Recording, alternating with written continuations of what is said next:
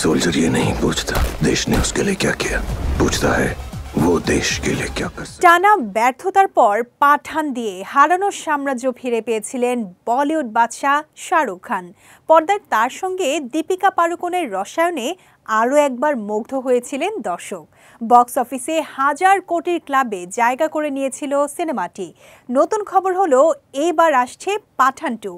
সম্প্রতি এই বিষয়ে কথা বলেছেন চিত্রনাট্যকার ও নির্মাতা আব্বাস টায়ারওয়ালা।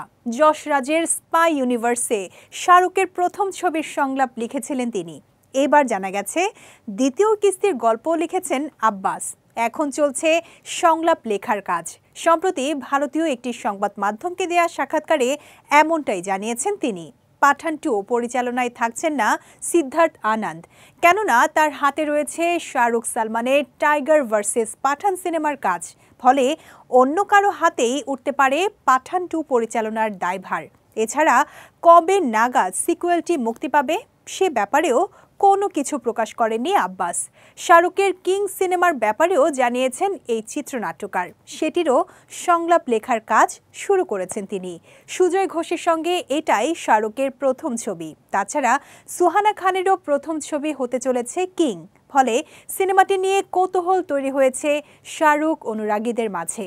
বাবা ও মেয়েকে একসঙ্গে দেখতে মুখিয়ে রয়েছেন ভক্তরা। জানা গেছে অয়ন মুখার্জি পরিচালিত ওয়ার 2 ছবিতে অতিথি শিল্পীর ভূমিকায় থাকতে পারেন শাহরুখ খান। আবার এই ইউনিভার্সের আলফা ছবিতেও এক ঝলক দেখা দিতে পারেন বলিউড বাদশা।